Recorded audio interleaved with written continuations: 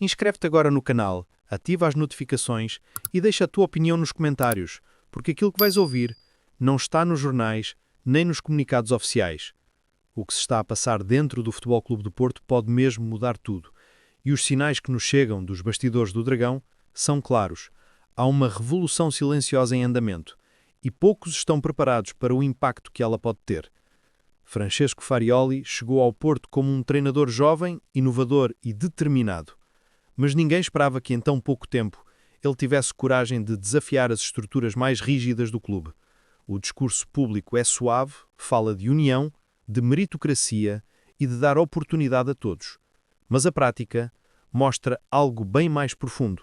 Uma estratégia calculada que está a virar do avesso as hierarquias do balneário e a colocar em causa nomes que até ontem eram intocáveis. A rotação de 23 jogadores em apenas 6 jogos não pode ser vista como coincidência ou simples necessidade provocada por lesões. É um recado. Farioli está a dizer ao plantel e à estrutura dirigente que, no seu Porto, ninguém tem cadeira cativa.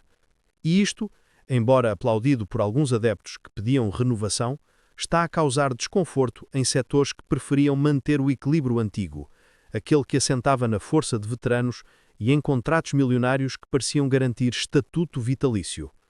Dentro do Olival já se sente tensão. Há jogadores que não escondem a surpresa com o facto de jovens da equipa B ou nomes discretos estarem a ganhar minutos em jogos importantes, enquanto figuras históricas começam a ver o seu espaço reduzido. E aqui não se trata apenas de futebol jogado. Há uma questão política, de peso interno, de quem manda e de quem fica para trás. O balneário do Porto sempre foi conhecido pela sua disciplina, mas também pelo respeito absoluto a certos símbolos. Ao quebrar essa ordem, Farioli não só está a tentar implementar um novo modelo de jogo, como está a abalar o coração da cultura portista. E Vilas Boas? O novo presidente não só não travou este processo, como parece apoiá-lo em silêncio. Desde que assumiu o comando do clube, o seu objetivo é claro: cortar com os vícios do passado e recolocar o Porto no centro do futebol europeu. Mas esse corte implica decisões duras que vão inevitavelmente gerar resistência. O comunicado recente contra a Liga, depois do escândalo do reagendamento do jogo com o Arouca, não é apenas um protesto administrativo. É também a marca de um Porto que quer deixar claro que já não aceita ser joguete de interesses externos. Vilas Boas e Farioli parecem estar alinhados numa mesma visão: transformar o clube, mesmo que isso custe sacrifícios internos. O que está em marcha é mais do que uma mudança tática. É uma remodelação estrutural que ameaça mexer com poderes estabelecidos, com contratos, com estatutos e até com a própria relação do Porto com a Liga e com os rivais. As próximas semanas vão ser cruciais. O Dragão está a ferver e os adeptos precisam de estar atentos, porque aquilo que está a acontecer nos bastidores pode ser o prenúncio de uma era completamente diferente daquela que conhecemos até agora. Inscreve-te já no canal, ativa as notificações e deixa a tua opinião nos comentários antes de seguir, porque o que vais ouvir agora pode ser o detalhe que falta para perceberes a verdadeira dimensão da revolução que está a acontecer no Dragão. Este não é apenas mais um rumor de mercado, é uma história que, se confirmar, pode redefinir o rumo do Futebol Clube do Porto nos próximos anos. O nome em causa é Kenan Yildiz, um jovem turco de apenas 20 anos, mas já tratado em Itália como a grande pérola da Juventus. O seu talento tem incendiado os relevados da Série A e chamado a atenção da Europa inteira. Em apenas 5 jogos oficiais na nova temporada, já marcou 6 golos, exibindo uma maturidade e uma frieza dignas de quem joga como se tivesse 10 anos de experiência ao mais alto nível. E, no entanto, por incrível que pareça, a sua situação em Turim não é tão estável como parece à primeira vista.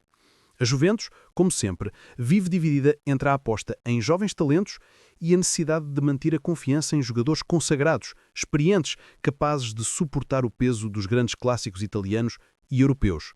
Yildiz sente que o seu crescimento pode ser travado por essa hesitação. Ele quer ser protagonista já, não daqui a 2 ou 3 anos. Quer a bola nos pés nos jogos decisivos, quer sentir o peso da responsabilidade e transformar-se numa figura central. E é precisamente aqui que entra o FC Porto. O projeto de Francesco Farioli encaixa-se como uma luva nos desejos do avançado turco.